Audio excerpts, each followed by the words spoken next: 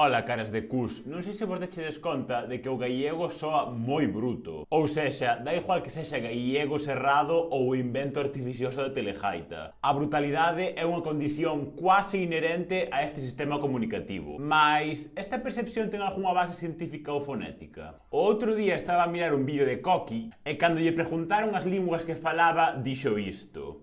Te pregunta, ¿cuántos idiomas hablas? ¿Cuántos idiomas hablo? La cosa es que ¿cuántos idiomas hablo bien? Castelán, Hoy es mi cumple. Bueno, así sonaría en castellano. catalán, Avui és el meu aniversari. inglés, Today is my birthday. mandarín, En chino, mandarín, que es el típico, sería 今天是我生日.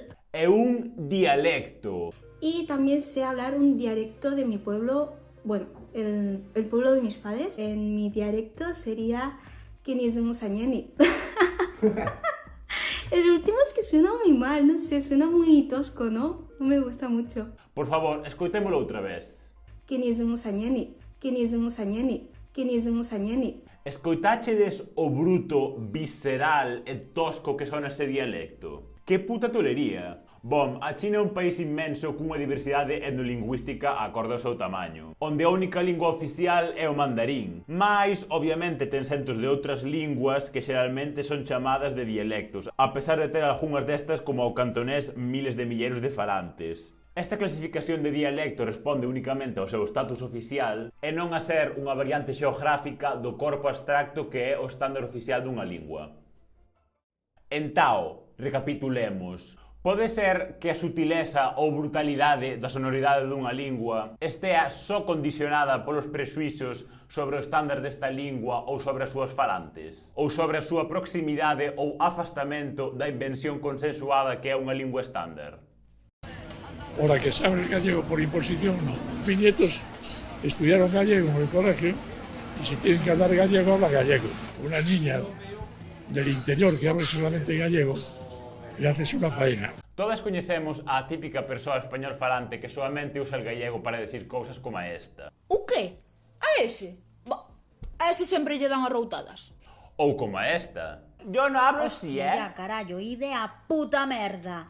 Porque obviamente considera o castelán unha lingua válida para a súa comunicación cotiá e a outra para enfatizar situacións desagradáveis ou cómicas. En moitas situacións podemos atoparnos a nós mesmos facendo a nosa fonética máis accesível para afastarnos conscientemente deses clichés vexatorios ou para facilitar o entendemento a unha persoa español falante. Eu pedindo ajo con jas con limón na Coruña. Ou para perpetuar o discurso de que grazas ás grandes semellanzas entre o galego e o español non teñen dereito a queixar de que non entenden porque sí que entenden, cando obviamente as súas queixas de non comprensión del gallego veñen motivados por outras razóns que non son lingüísticas.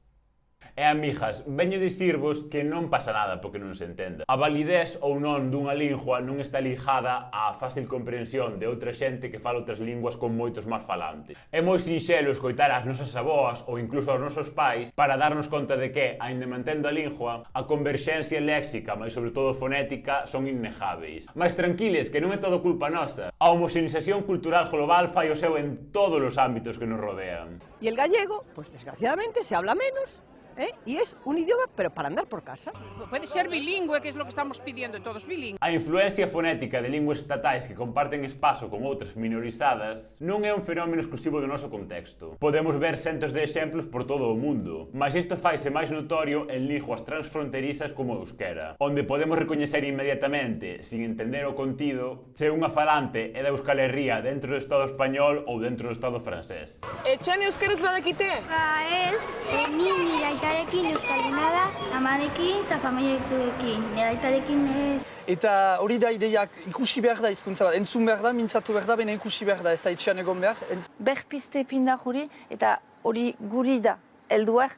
Só pola súa fonética. A concepción do padrón estándar dunha lingua como a súa única versión correcta fai que o afastamento fonético desta convención sexa percibido como incultura ou illamento xeográfico, dando casos paradóxicos como o del gallego, onde moita xente que conserva unha gran converxencia co padrón estándar formal portugués é considerada pouco educada ou cómica por non coincidir co padrón estándar do gallego. Do noso falar é se queda por escrito moito mellor, para que os nosos descendentes ou poden ver como falaban os seus pais e os avós. Recordamos os vellos tempos, mas estamos intentando que non se olviden as cantías. E, en definitiva, coa fonética estándar española. Do mesmo xeito, moita xente na Galia Estia ten a concepción do estándar do español europeo como unha lingua de verdade, sen mutacións dialectais. Mais a última superestrela do TikTok, o señor Ginés, veu a desmontar esta falacia. 8 huevos, es que lo tengo que poner así, que si no...